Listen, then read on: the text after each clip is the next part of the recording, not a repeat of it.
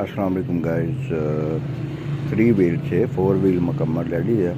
ये इसका स्टीयरिंग है और ये इसका वाइपर का ऑन ऑफ का स्विच है जैसे गाड़ियों का होता है। तो इसके बाद ये इसकी पार्किंग लाइट, इशारे, टर्न वगैरह, हेड लाइट यहाँ से चलती हैं, हॉर्न यहाँ से चलता है। ये इसका एक्सीलेटर और ब्रेक है। ये मास्टर सिलेंडर लगाया है इसको मेहरान सुजुकी का, ये आप देख सकते हैं। ये इसका चार्जिंग स्विच है, चार्जिंग स्विच है। ये इसका स्पेयर टायर है, ठीक है।